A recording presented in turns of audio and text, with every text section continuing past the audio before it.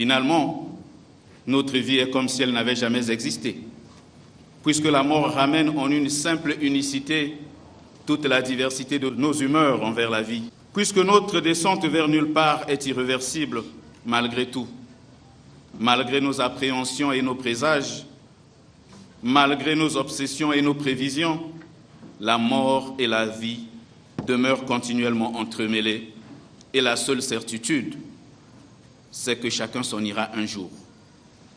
Même si Steve Jobs pense que la mort est la plus belle invention de la vie, car elle permet à l'ancien de faire place au nouveau, la perte d'un être cher nous plonge toujours dans un état de tristesse insupportable. Ce qui pousse certaines personnes à perdre goût à la vie, à renoncer à la croyance d'une vie meilleure et joyeuse.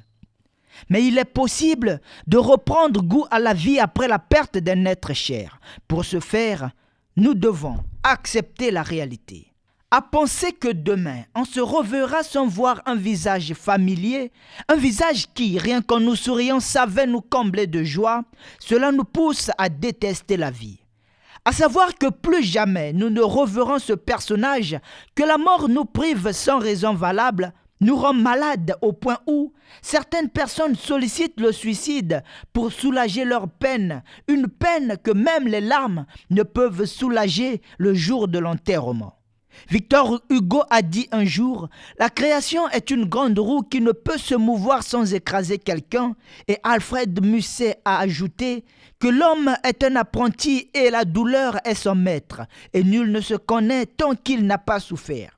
C'est une dure loi, mais une loi immuable. Tous les êtres humains sont destinés à mourir, mais les vivants ne veulent jamais accepter cette dure réalité, car la mort fait plus de mal aux vivants qu'aux morts. Que nous l'acceptions ou pas, nous allons tous mourir un jour. Le fait d'accepter cela enclenche déjà le processus de rétablissement. Vous devez faire votre deuil personnel. Pleurez car cela vous fera énormément de bien. Les larmes sont le premier remède contre la douleur. Elles soulagent et réduisent votre chagrin. Pour les personnes qui ont du mal à pleurer en public, pleurez en cachette ou en privé. Sinon, à force de cacher votre douleur, vous risquez de provoquer des maladies qui vous nuiront encore plus. Car tout ce qui ne s'exprime pas s'imprime. Il vous faut savoir qu'il existe deux types de deuil, le deuil imposé et le deuil personnel. Le deuil imposé renvoie à celui proposé par la tradition. Il repose sur de nombreux rituels qui varient en fonction des coutumes émanant de la tribu ou de l'ethnie du concerné. Le deuil personnel, quant à lui, consiste à transformer sa douleur en grandeur en trouvant dans son fort intérieur la force nécessaire pour reprendre goût à la vie. Quoi qu'il en soit, tout deuil demande du temps. Prenez votre temps et ne précipitez pas les choses. Le chagrin causé par la perte d'un être cher a poussé de nombreuses personnes au suicide. Soyez au-dessus de la mêlée, voyez les choses autrement. Ensuite, mentionnez le nom de la personne disparue comme si elle était encore vivante. On a souvent tendance à éviter de mentionner les noms des personnes disparues de peur de porter les mains sur les reliques du passé et de ressusciter les souvenirs enfouis que nous voulons à tout prix oublier. Cela ne vous aidera pas vraiment, car à chaque fois que ces noms seront mentionnés par d'autres personnes, le chagrin vous poussera à verser des larmes.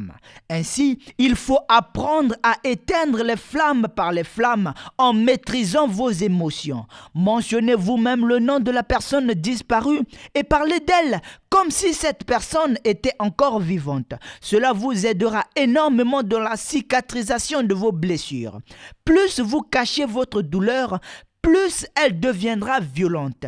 Gardez à l'esprit que chaque humain qui meurt se transforme en une étoile qui éclairera vos nuits. Pensez aux bons moments que vous avez vécus avec passion. En Afrique, on dit « Les morts ne sont pas morts car ils restent vivants dans nos cœurs et dans nos mémoires ». Ne cherchez pas à remplacer la personne disparue par une autre personne. Certaines personnes pensent qu'en cherchant à remplacer la personne disparue par une autre personne, cela les permettra de combler le vide. Cette méthode est éphémère et cette idée est souvent inspirée par une pensée populaire qui sous-entend que tous les hommes sont remplaçables. Un avis que je ne partage pas pour la simple raison que chaque être humain est unique en son genre et donc irremplaçable. Quelle que soit la magie des choses, la photocopie ne sera jamais l'original. Enfin, vivez votre vie. Croyez-vous que la personne que vous avez perdue aurait accepté vous voir dans son vivant, vivre votre vie, plonger dans le chagrin? Je ne pense pas. Alors vivez votre vie de façon à rendre celle qui est partie fière de vous. Fière de voir que vous ne l'avez pas oublié. Fière de voir que vous êtes un être exceptionnel, capable de se reconstruire après une grande perte. Chaque homme qui vit sur terre porte dans son cœur les cicatrices issues d'une blessure causée par la perte d'un être cher. Chaque humain vit avec son fardeau dont il se déchargera le jour de sa mort.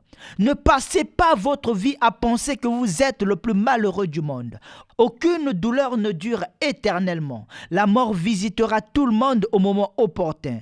Alors sachez que la meilleure façon d'aimer une personne, c'est de ne jamais oublier qu'on pourrait la perdre à tout moment.